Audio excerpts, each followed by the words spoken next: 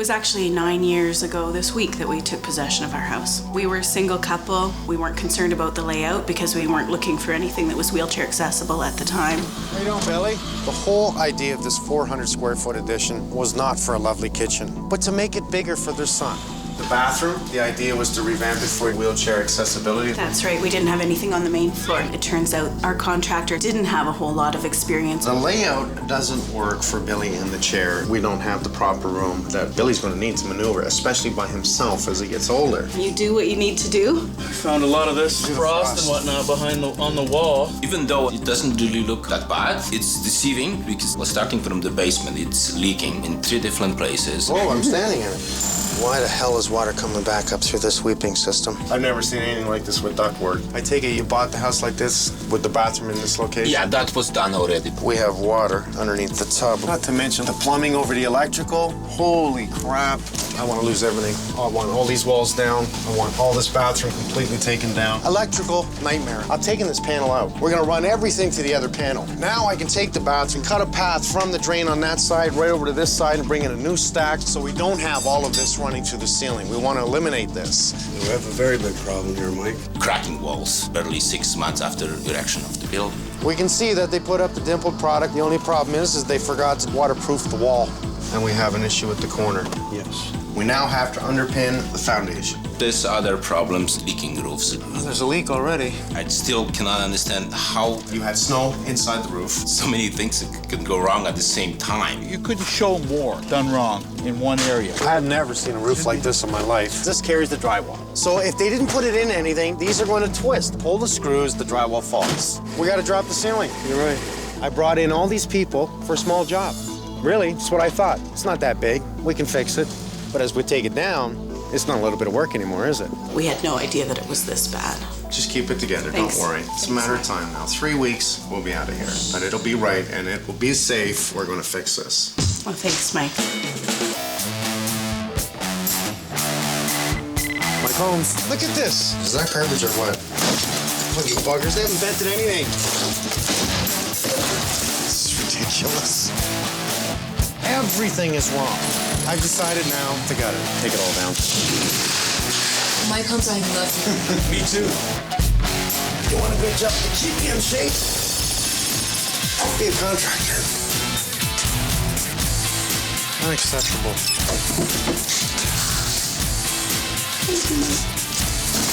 God, I love my job.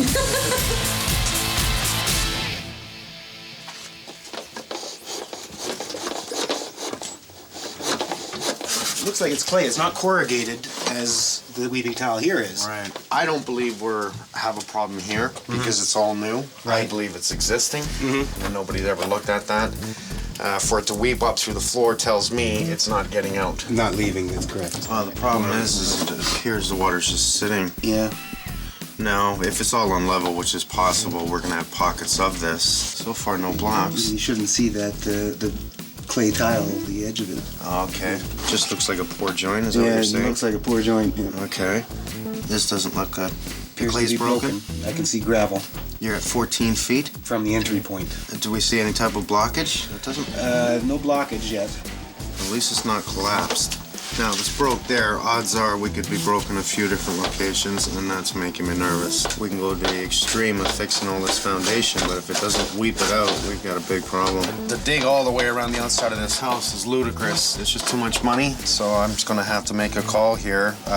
Maybe we can now run it this way and run it that way and check the existing. Let's just check out the rest. Consider it done. Thanks, man. Great. There's a lot of water sitting in there also.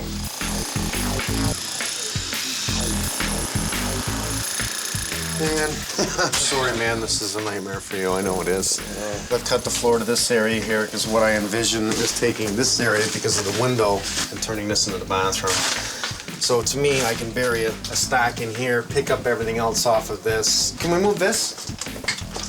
We're breaking the floor, we're moving stuff, we can do anything now, Mike. Get it in against the wall. The panel's going, so we don't have to worry about that. It's just in an awkward spot. If we can get it in against the wall, it would probably be better. This ABS line here is the laundry tub and washer. Okay. And washer. So let's talk to Lori to see if she wants to bring the laundry room downstairs, and we'll build her a laundry room, eliminate all this crap. Yes, it's all done wrong. Another thing I want to do, Mike, is I want to call the city to shut it off from outside and change that valve coming in. Okay. Because I think Is that the old valve? Yeah. It is. Look at that. Okay. It's passing too. What do you mean it's passing? Water's passing through the valve when it's closed. It's not So it doesn't shut off. Yeah, it's not holding properly. Okay. You'll take care of that for me? Yeah, no, I'll take care of that. It's no problem. Whatever you want broken, I want you to bring Damon down here and say, break this for me. Okay. I don't care if we got to pull up the whole friggin' floor. Okay. I know it's a pain, and you're just going to keep going on this one. Well, the captain needs not apologize for the storm, Mike. Hey, that's We'll get pretty this damn right good. back. Thank you, sir. So whatever he needs you to break. I want to find out exactly what size we're going to do for this bathroom so we can pinpoint where we want this stack, and it helps him tie into the existing up here. We're gonna have a stand-up shower stall, toilet, and sink, that's it. So I'm thinking with the shower stall, we're gonna probably have a 36 by 36 neo angle. Right. And we'll do everything custom upstairs, but we'll keep this simplified down here just to keep the costs down. No problem. I want this all down, insulate everything well up there, and then reframe it, okay? 7 feet out. We'll go, I think it's 8 feet. About Okay. 8 feet at this point.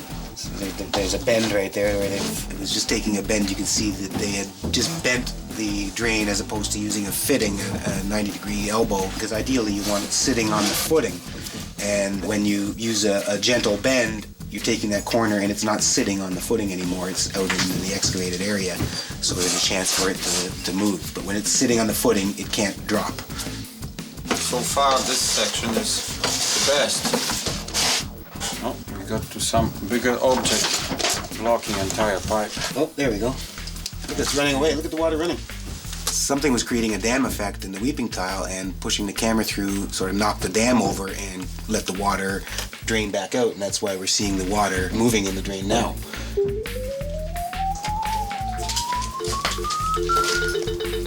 Okay, that where we are right now is right under this floor here, and we're 9 inches below the floor.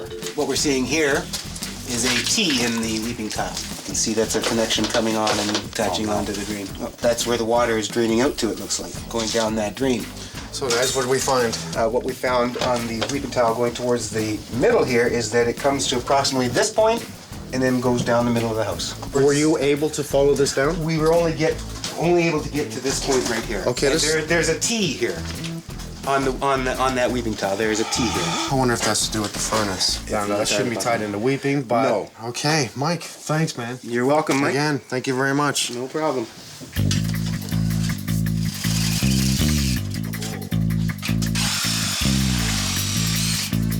Thanks, buddy. This is definitely where you get into the messy work. We have a mountain of dirt down here. It's what it takes to do it right. Obviously, we didn't want to pull out everything, but unfortunately, there was so much wrong, and we want to address the drains. As soon as we opened it up, we found that we had illegal piping within the floor. It requires 4-inch underground. They had 3-inch, which tied into the 4-inch. What I'm doing here is I'm cutting actually all the plumbing in the house except for the powder room and the upstairs washroom. I'm taking it back from a clean piece of pipe, the first and second renovation they haven't touched yet. So I'll take it from there and I'll just replumb the whole house.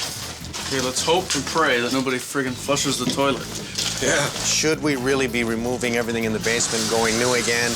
The answer is yes. So for $70,000, you have to have the ability to say to the homeowner, well, you want the addition, I understand, but we should be taking out this bathroom. We should be inspecting everything that's been done, because first vision that I came down here, I knew this bathroom was done without a permit.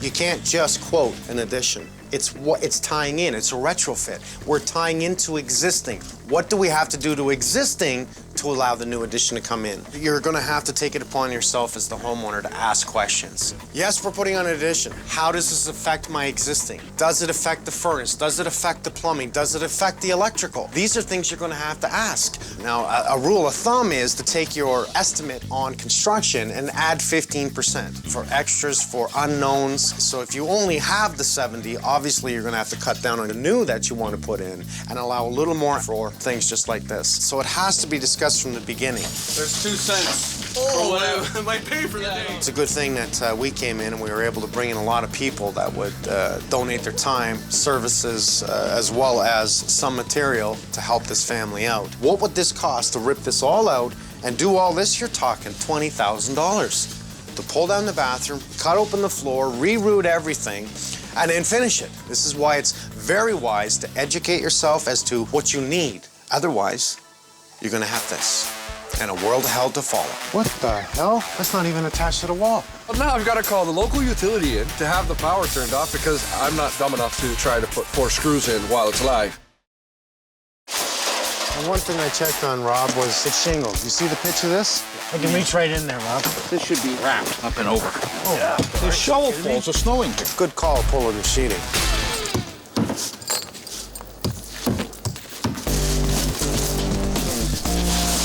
Now, this is not standard. You put a protection board down, and then the first coat, then the second coat. So we actually have 3 layers on this. Yeah, basically what we do first is we just run fiberglass paper and then the fiberglass protection board. That's to prevent setting a fire to the nailable surface. Is what it is. Yeah, a fire protection board. It's not like you can't go right against the sheeting. Could you? You could, I mean, in new construction that's done quite often, but it is... a risk. Yeah, a great one. Burn the house down. Exactly. What's on the side here? What we've done first, actually, is embedded our flashing plies up underneath, and they actually wrap over. So we're not going to allow any snow in now. Exactly. How about the tie-in here? I am a little worried about this. I noticed that the water was bleeding out of the old roof. In the near future, the homeowners here will have to be looking at a full replacement of this roof, because even what we've done here is not permanent. So it's a temporary tie-in until they can afford to do this side? Exactly. How long do you think they have on this side? Maybe a year or 2 max. Well, I'll make sure I tell them. 2x10 curving, that's the way it should be, pressure treated. Now that you have the granulated layer going up, is that good enough, the membrane that you have? No, we're gonna 2-ply the flashing around the skylight curb as well, prevent the UV from getting at the membrane. So we have to worry about the sun actually hitting this stuff? The base ply, yeah, the sun will eventually just eat that up. So the granulated is really the protective layer on top? Yeah. If we had it like that, the water's going to lodge right here, huh? We got air, steam and all is going to get inside, right? So this way, it just flares right off. I'm going to heat it up, right? Like this with the torch, go along the line, right? And then take it like that, and you got to do it like that, right? You just can't do it like that because if you do, you're going to have a pile of it over here, right? So you just sort of wiggle your trowel, right? Along like that, right? And just do it like along the line there, right? All the way around. Yeah, because when you heat it up around again, like, you know, when you get it all degranulated, you just put a bit of heat around here and it just puts the rubber right through the granules, right? And that way you get a better seal.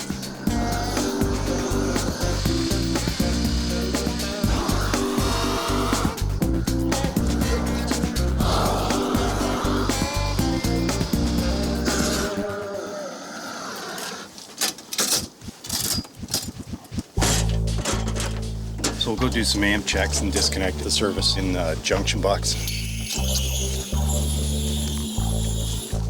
So what we're doing is we're putting this on amperage. There should be no load because we pulled the meter.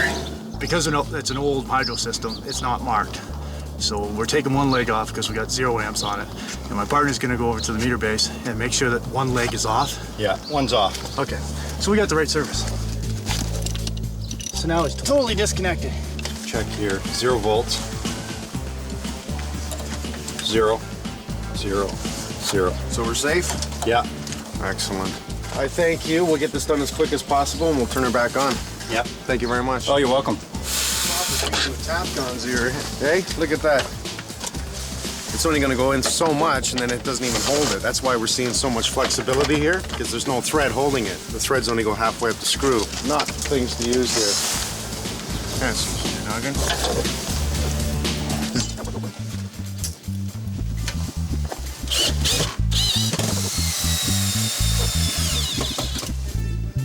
$239, $240, $121, $121. It's ready to go back on. That's it. Power's back on. You guys are the best. Thank you. Thank you very much. Yeah, you're welcome. Keep up the good work, eh? Yeah. Excellent. He's at 0 at that side, and he's in 3 inches at this side. So he's completely unsquare with the floor joists. So you're just talking about the seating right here. That's got to come from here. We got to bring it right down so he's got a nailing edge, so you'll have to build that out. All right, and it looks like these have to come off? Yeah, and if we take those off, we have an issue with the structure of the door. We may have to put the door in, so you make that call as you pull it all out and see what this is. I'll get Joe outside to take care of the electrical. You can, disconnect that. It'd be nice if we had a bead of caulking down here before we put up the foam to seal it. All right. All he's got is screws within the hinges. I think we're gonna have to put the door in because we're gonna have to pull off the bottom, build it out so we're perfect with the sheeting, and I don't see how we're gonna win with this door. I mean, we're already don't have the strength here. You know what I mean? I know. Pull the jambs and the casing off this door. We're gonna pull the door. I don't have a choice. And we'll get Ed going. Okay. Well, this guy was a real patch him up guy. Patch. This is a joke. Jesus. Nothing here is done right.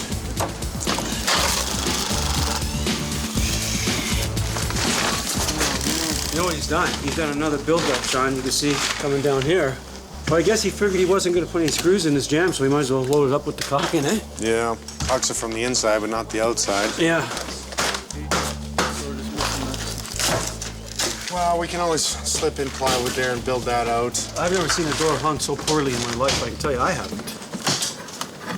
So what do you think? Do we have to underpin this? I don't think so. I think the problem here is just that the wall has no waterproofing on it. When it gets cold, all this masonry down there is getting frozen. When the ground heaves, it just pulls the structure with it. Great day at school? When we first bought the house, the layout was fine for just the two of us, but when you have a child with special needs, then there's another consideration. We were really dreaming of this new space for us all, and it looks like it's going to be taken care of, but I hate to think of what would have happened had you guys not come in to give us a hand here.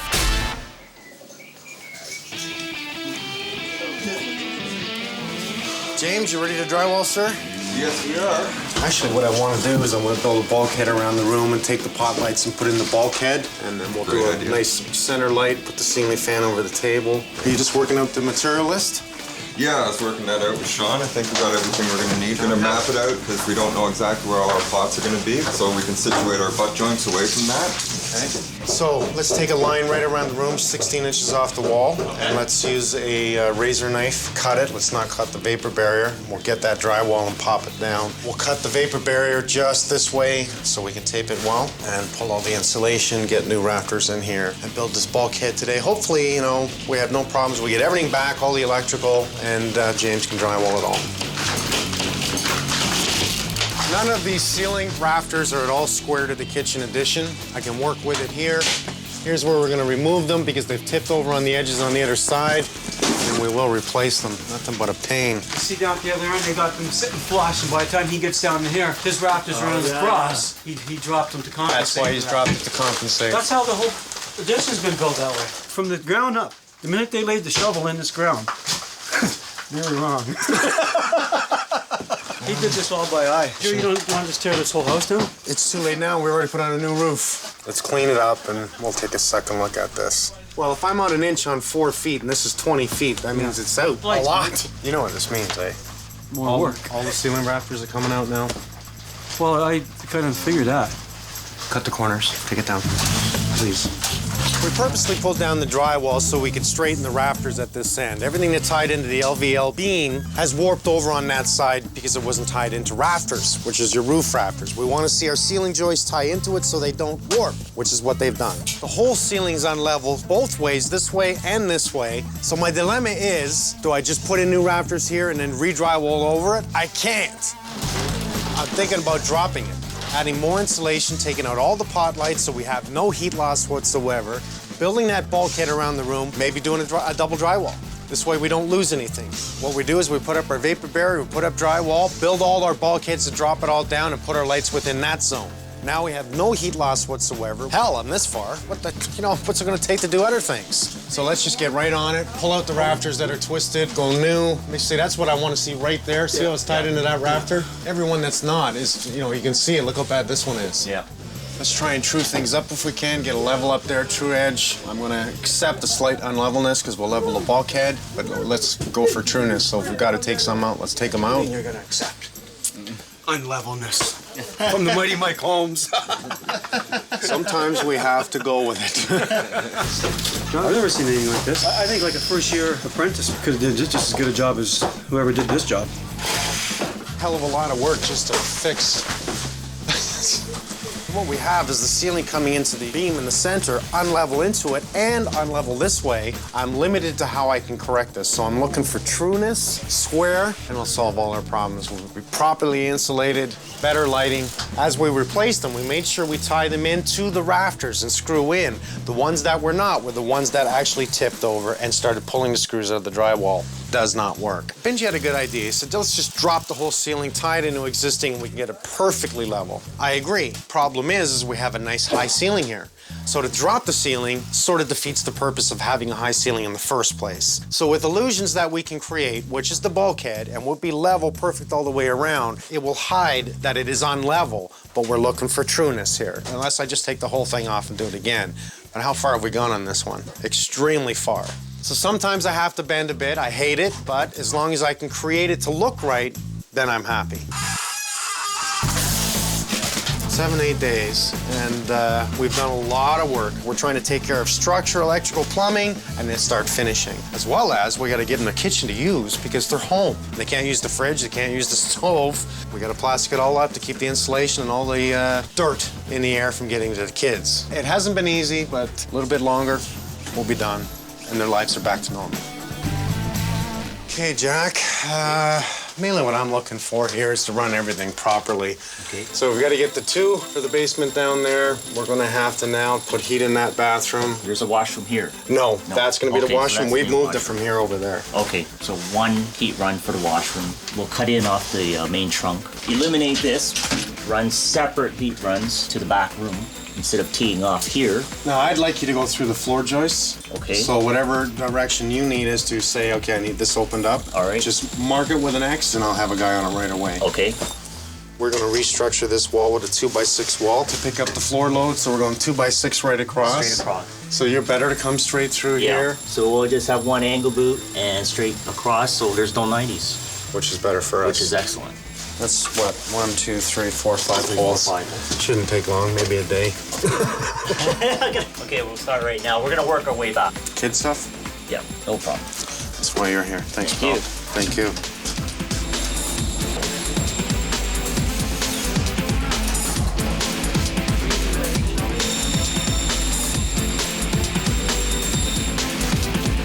Corey, good morning, sir. What time did you get here? 7:30 this morning. 7:30, you're halfway down. Yeah. Man, this is a mucky job, eh? It's pretty wet down there. I was supposed to have this all foamed yesterday when they're pulling out the door. Now I've ordered a new door. I guess once we get down so far, we'll pull out the plant and take a good look. Yeah. We're gonna have to come up with some sort of idea on how to watertight that around that electrical. We're gonna have to drop the grade a little. I can agree with that. There's actually water dripping in off the rafters from the ceiling in the basement. There is? Off the rafters? Yeah. Well, it's getting in behind the electrical. And dripping through? Yeah. We should be able to have it backfilled by today, too. Really? Mm-hmm. So we have John come in and take a look? Yeah. So what do you think? Do we have to underpin this? I don't think so. I think the problem here is just that the wall has no waterproofing on it. That wall is probably soaking wet and drawing in water. When it gets cold, all this masonry down there is getting frozen. That's when you get a little bit of heaving because the ice grips the structure. Okay. It draws that water in. And that's what transfers frost. If you keep it wet all the way down, well, every night it creeps down a little bit further, actually catches the structure. When the ground heaves, it just pulls the structure with it because it's frozen to it. Like that's why all the waterproofing membranes are very slick, almost like an oil paint finish, so nothing sticks to them. Well, this is a great example as to how important it is to make it watertight. Oh, absolutely. Just keep drawing it in, and it falls to the bottom block. Goes from one block to the next block, which is below the basement floor. You don't even notice it. Then all of a sudden one day, oh, geez, there's water coming out on the floor. The blocks are full of water. So for the first time on this job, it sounds like we're going to get lucky. I think we're going to be okay here. You made my day. Well, again, thank you no so problem, much. Right now, I'm priming the wall. It has to be done first so that when we apply the HydroShield rubberized membrane, that it sticks to it. This should have been done in the original stage of the building, but I guess they forgot. Then we put a glass fab mesh, 1 more coat of HydroShield, a vapor barrier, and then we put the dimple board.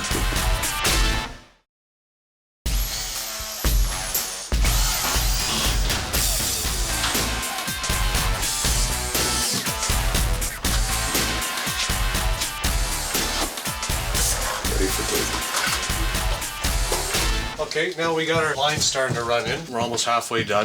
What we got is a separate line to every fixture in the house. We got our hot and our cold lines. Basically, this is a Cadillac of plumbing system. So what this is it's like almost like a breaker panel, electrical, but for a plumbing system, where if you have a problem with one line to any fixture, it will be labeled. I get asked a lot, why do this? It creates more of a flow. There's no T's, no 90s, no restriction of flow, no couplings even. The only joints are that joint there and the joint to connect to the faucet. In between, it's all one straight run of 1/2-inch pipe. So what we're gonna do now is we're gonna run another line. We're gonna do the hot in the basement in the shower right now. We're gonna bring it along and we'll tie it in. It's starting to put copper to shame because it's so easy just to bend around and fish it through stuff. The only thing you gotta watch with this stuff is that you don't kink it, because if it kinks, you'll see, that's it, you're done. You can't reuse that. So that's the hard part about this. You gotta run separate lines to everything, but if you're halfway through and you kink it, then you gotta take it out and run a new line. I haven't kinked one yet though, so.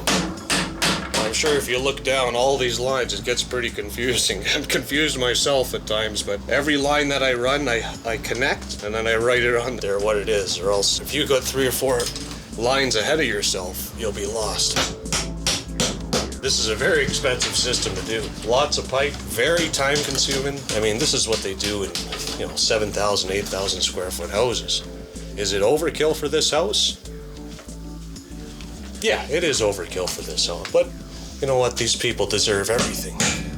I ran it through Mike. If he wanted me to do it, he said, go ahead, Dan. And now what we have here, we brought the line down to the manifold. We're gonna tie it in now. These are real tight bends here. They're very easy to kink. So we're gonna use this tool here. It's just a spring. And, it's gonna be very hard to kink it. And we're just gonna line it up, ream the pipe. What that does, opens up the inside, makes it a perfect 1/2-inch inside diameter.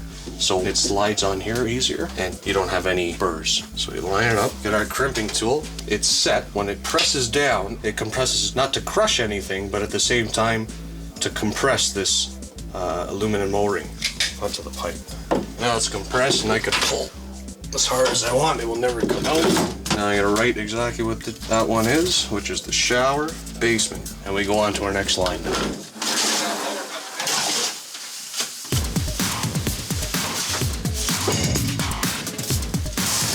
All the different types of concrete out there in bags are fairly the same product. So as long as it's a pre-mix, is what this is, has the proper ratios of sand, cement, and stone. So you really can't go wrong doing it that way. It's not like I can call in the concrete truck to bring it in through the window. I can't, so we're gonna mix it. If you do put in too much water, it'd be wise to add some more concrete mix to it, because what you're gonna get is an improper cure. That's what we don't want. We want everything to cure properly when it comes to concrete. If it's too thin, add some more. Do it quickly. If it's too thick, same thing, add more water. And the idea is to make it milky but not too watery. You can see that on top here, just as I screeded it with the 2x4, in other words, leveled it with existing, you can see that it's still slightly thick within there. That's what I'm looking for, that type of consistency. Not too thick, not too thin. It's almost like making cookies. Almost. Only the taste is totally different. You'll find coming back, Des, is what you're gonna wanna do. Into it, you mean? Yeah. Yeah? Until we filled it so far, that's the way you're gonna see what I mean? Yeah. How did you do that? How did I do this? Yeah. Skiing. Not contracting, not with a tool. No, my pride hurt more this time. I believe it. That's right. Just keep it as clean as possible. There's your 2x4s riding on that. Every once in a while, give that a wipe. What Damon is doing is applying the bonder to the concrete, and the idea about this is joining the two concretes together. It's another important issue whenever you're doing concrete. It just allows the concrete to bond to the existing. Oh, there's no doubt in my mind it's going to take an extra week. The job has more than doubled on this one, but I need, at this point, another week to get this job done. It's shameful to see it now climb to approximately $125,000 worth of work. You put up an addition at 70 grand and $125,000 on top of that to fix it all. Laurie, Jenny? It's almost as if we have taken your whole house apart here, I'm telling you. Don't worry, we like it, don't worry. Beautiful people that do not deserve this whatsoever. What would they have done? The roof's leaking, the foundation's leaking. The last time we talked, we were going to underpin all the foundation. We knew we were digging up on the outside. It came to the point that we did not have to underpin. I was very happy to hear that. foundation crew has redone the foundation. So they dug all the way down to the footings, they inspected the weeping tile, they put up a waterproof system on the wall, and then they put the planting back up again. We ended up taking, obviously, everything down here. We put up a whole new plumbing system on the wall there. It's just a wonderful product, and this way, each and every line that runs off that is right direct to a tap, to a shower, so you can individually control it. So what this does is pressure balances the whole home. By the time we're done, that's going to run everywhere. Moved your bathroom from this area. We are still going to be framing your whole basement for proper insulation and vapor barrier. We are going to have to carry the load of this floor that's been compromised due to all the holes knocked into it. We found that we had to pull down the ceiling in your kitchen because all your ceiling joists were tilted over. They were all done wrong. Once we really pulled everything off and looked at your back door from your kitchen out, we realized there's a 2x4 door. In other words, this door is designed for a 2x4 studded wall, not a 2x6 studded wall. We removed it.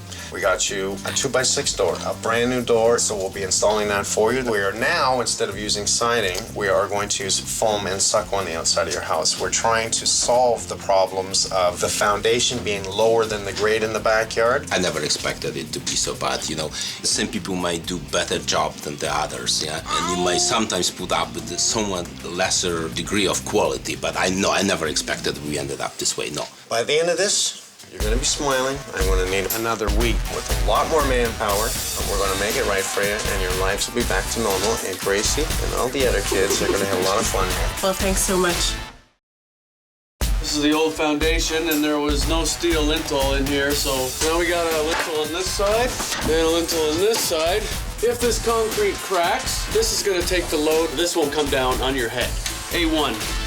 We've removed all of the old 2x2 framing that wasn't continuous from top to bottom. So we're going to put in these 2x4s. Now in the other room, we're not actually going to touch anything in that room. So I've just added some construction adhesive to this side of the 2x4. And then I'm going to put it in, toe screw it down through this plate here and this one up here. And then the glue will adhere to the drywall and we don't have to add any screws to the other side.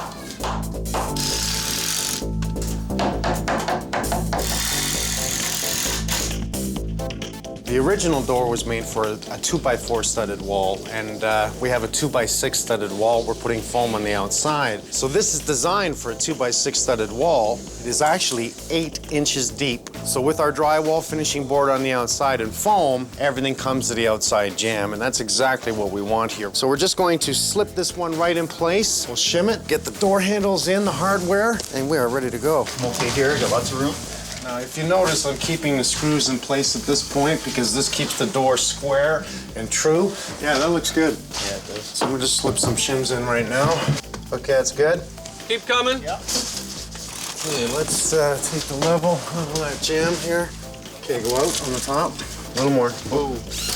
All right, let's get shim in the center of the door there, right at the hinge. We have Ed and his crew coming in to do all the foam and stucco today. If you notice, the bottom piece already looks like it's finished. This is considered a starter strip. We want to make sure that it's wrapped up 3 inches on the back side. That protects the whole bottom from frost in the future. I see this 9 out of 10 times not done this way. Even at the joins, Ed has put in a mesh, and the idea for the mesh is to seal the 2 joints here, and he's going to bring that right up across the top. He is going to mesh everything. That works out perfect for the door, eh, Ed? Beautiful. Just the way we planned. Again, starter strip against the door. Again, we want to make sure that's all the way around. You're going to use a concrete board at the bottom. If you kick it, if there is a styrofoam, it might get damaged this way, it's solid. So how long do you think this is going to take you? Today we have another couple hours. Tomorrow we'll put prep coat and the fiber mesh. Do you think we're going to have to tarp this in? We're going to have to tarp from the fascia and bring it out about 4 feet, 5 feet. Okay. Well, I'm going to get out of your path and let you continue. This is one mucky day out here. Just got the city shutting the street off, and usually they don't wait around, but they're being really nice. So I'm trying to get this main valve on as quick as I can so I can get some water in the house again. So Lori and the kids have water. We called the city in. They shut the water off from the street because I wanted to replace this main valve we had here. It's a 5/8 service, which is a very rare service right now. Only the older homes have it. So we called the city and they shut it off from the street, and then we cut in a new valve, and now this is going to be our manifold system, and this is just feeding the house right now temporarily. Well, we're putting on a sunroom today. Well, not really. We're just putting up, actually tarping the whole area so we can get 2 heaters in, one on this end, one on that end. The idea is to make this area hot to do the stucco on the wall. So the difference between the standard stucco and this product, it's more adhesive, correct? It's 100% adhesive and waterproof too. Waterproof, fire rated. Not only that, we can now create with it, not just do your standard stucco. In this case, we're going to match the front entrance of the house, the stones they have over there, and try to duplicate here on the back. Beautiful. Now, I know it's rather cold today. What's the temperature you need to use this product? It's +7, +8. So we're going to warm it up real nice. Warm it up. Exactly. Okay, let's do it. Let's fire it up. Okay. That's going to work. Amazing what we have to do things, eh?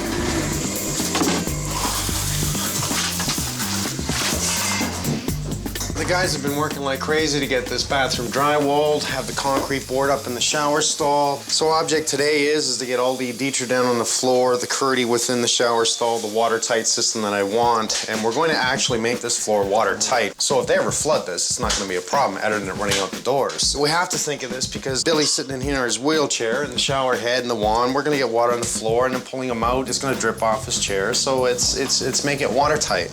We've reduced the wall back, which gives him a whole 5-foot turning radius. We brought out the wall here. It's going to serve to give a ledge here for shampoos and stuff. And again, he has the radius to turn around and lots more room. It's gotta be a right timing when we're gonna cut this material, because if it's too soft, you see the imprints from the level and the material drags after the knife. You really have to feel the material when to do the cuts. I mean, what a difference using the trim, eh? Does that ever make the window stand out? At the bottom, you got this beautiful bone nails that drips down. We'll caulk this all closed. Yeah, yeah. Very nice. And it makes the job look good. Well, I'm not going to get in your way. Keep doing what you do. Thank you, sir. Thank you. We have a base coat on, which is a light coffee color. Now we are adding different colors on. This is the plum color. We'll add a little bit of gray and maybe a little bit rust color. Once this thing dries, we have to put the coat of sealer. Almost done. Yeah.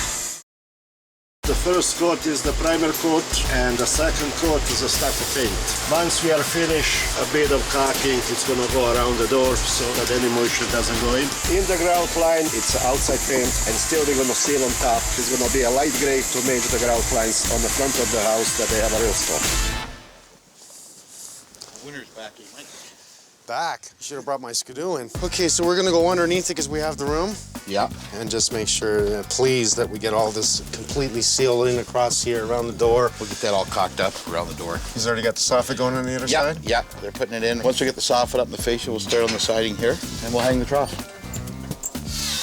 Hey, Rob, what does this do? Does this also prevent icicles? Yeah, you still will get some icicles, but more importantly, you're not going to get the heavy load of snow and ice in the gutters where it can sag your gutters or eventually rip them off, clog up your elbows, close out the seams in your pipes. So that's one advantage of it. It's designed for keeping the leaves, debris, pine needles and everything out of your gutters. The snow and ice thing is just an extra bonus. And the idea is once the water comes down off the roof, it actually feeds it right into this zone here? Yep.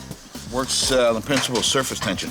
Very smart design. I noticed you capped the ends so we can't get critters in there. Exactly. I love the new stuff that comes out. Well, in this case, we're doing something a little extra for these people because, you know, all the hardships they've gone through, and I wanted to do something a little extra for them, and that's why we're doing it here. Downspouts next, and you're done, eh? That's right. Thanks, buddy. My pleasure. Keep up the good work. I appreciate it. And so do these people. Just getting this studded for us. Yeah, I'm just finishing it up here. Just make sure we insulate the corner before you put in your two pieces. For sure. It's very important. You're doing good. Thanks, buddy. Yep. So you're just getting ready to hook everything up now? Yeah, just transferring over, Mike. And you're just getting rid of all this plumbing in front of the electrical? Yes, yes. You're the man. Finally. And then after over here, I'll make like an 8x10 sheet with plexiglass, and it'll label each one of them. You are the best. Thanks, Mike. I'm telling you.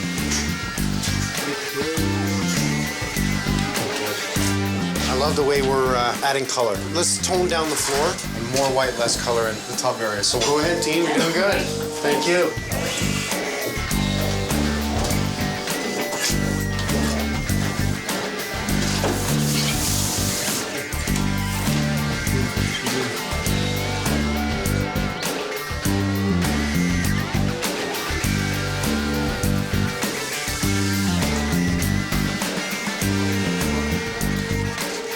just gonna get ready to drill all the pot lights in. What we have within the bulkhead is we are drywalled and completely plastered in, so we have a fire stop. And the reason I chose to bring the pot lights down into the bulkhead was it gives us a nice effect within the kitchen, as well as we keep the heat source below the ceiling level. We don't lose heat into the attic. I want to make sure they're balanced from the wall to the edge, so I'm going to be directly in the center. I want to make sure also that we do not hit the metal channels coming across. I'm locating them now. That way I can determine where I'm going to put my pot lights, like one over top of each cupboard where they've gone down, two that should be independent above the window here, and just nicely balanced in between, and the rest I'll just try and create a path that gives good looks, maybe over the doorway. By using the hole saw that he has here, we have a perfect hole, and we never make a mistake with our pot lights going in. If you notice a lot of the pot lights out there, they cut them with a drywall saw, and it's just such a rough edge that it shows. So we want it neat. If you notice, we waited till we painted, even though we're gonna do a second coat on this, and that just gives us a nice finish.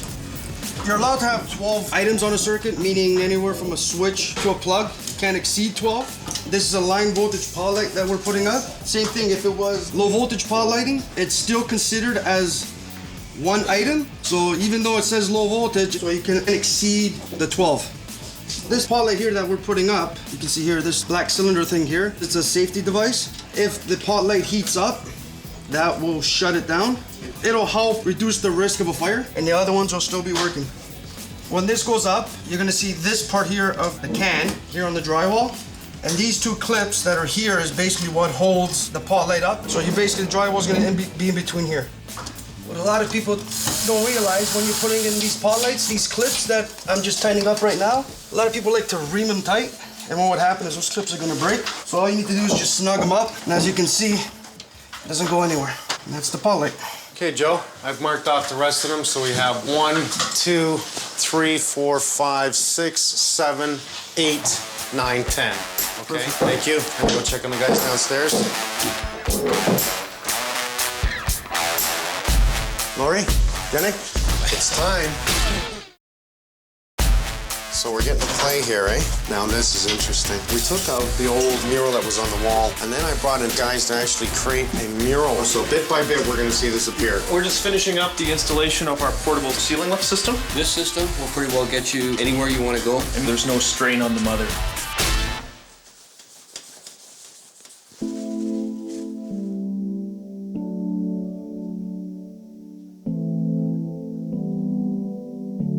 Lori, Jenny? It's time. You're getting anxious here. Well, this has been one hell of a lot of work. I keep wondering why I do what I do. This is why. The look on their faces, what they've gone through. I love the light, yeah. It matches these ones perfectly. I may complain that this is nuts and I've got to stop this, but I can't stop this. I feel good today. I feel really good helping this family. It all looks fantastic. The lighting is really nice, and the ceiling looks great. We love it. That's what I want to hear. Yeah. From a $70,000 addition to a $125,000 repair, things that I saw here just made me fall over, which leads me to downstairs. Why don't we take a look downstairs? If this was the spring or the summer, I would have ripped that addition right down and done it again. And it probably would have been easier for me to do that. Well, welcome to your future laundry room. Ooh, nice. I gave you a little storage room, bought you a couple of stands. Get a little more organized around here. Yes. This is now your utility room. This is where your bathroom used to be. Right. We brought in a whole new system. This is a pressure balance system. The electrical panel that was here was now rerouted to the new one on the other side. So there's nothing here now? No, it's just a junction. This is a total legal junction. We've had the inspectors come in and pass absolutely everything we've done. We have the government inspectors that come in to make sure the structure, electrical, plumbing, HVAC is all correct. Unsquare, unlevel, sloppy crap. It has nothing to do with that. It has everything to do with safety. They're limited to what they can do. I think they need more power. I think they should be able to take bad contractors and bring them before a judge. Now, I do have a present for you because I was told that this was your bathroom downstairs, your little getaway zone. Please. Let's go to that door right there. Okay, Gannick, this is a special treat for you. This is a simple bathroom. That's nice. But it's brand new. A little bit of color choice. And I'll have a window now to outside. Yeah, it's great. What was this family going to do that didn't even have the money to do the existing addition? It wasn't something they wanted to do because they just wanted a bigger room on their home. It was something they needed within the family. You guys were doing some heavy work here. And what makes me really sick to this point is knowing that this contractor is still working on more homes. We have a hell of a lot of bad contractors out there. They don't know enough and they don't care enough. I don't ever want to see this again. And it's all passed This is properly. fantastic. It's great. All right, let's go see what I really want to show you. So this time, after you. Wow. Oh my God. That's beautiful. Isn't that incredible? Wow. Oh, Billy's gonna love that. All the kids will love it. I knew we had to get a fish pattern in there. Brought in some specialists for the tracking system. There's your on power, and we'll go down. So it's nice and gentle, so there's no jolting whatsoever for Billy. I called in everybody. John McRae from the foundation. Dan, my plumber, has been going 3 weeks straight, hasn't stopped. Frank and his boys moved the existing panel back into the new one in the back room, rewired everything. We brought in Rob from Better Contracting to take care of the roof, which was a joke and a half. We could only dream about system like that for Billy. Ed and his guys doing the foam and stucco. You got Craig coming in here painting. We've got everybody in here doing so much. Like I'm totally in debt to these guys for stepping up and helping this family. Well, we love it. And we know you and your crew have gone way above and beyond any call. And we're so pleased. You've done a fantastic job. Thank you. Hey. We really appreciate it. You want to see if he's going to like this? Yeah, sure. Let's go get him. Okay. Okay. Okay, you ready to see? I got a surprise for you, Billy. You're excited, aren't you? He's excited. He's getting excited. This is your new master, Billy. How much do you like? Is that a lot? That's a lot. You love it? Aww. I'm glad you like it. You gonna give me a hug? Oh, thank you so much, Billy. Thank you so much. I tell you. Got a lot of hands to shake here today. Thank you. Buddy, look at them all. Absolutely great job. Listen, you deserve it, Des. Right on. Hey, we'll see you soon. Okay, buddy. Take care. Try safe, Mike.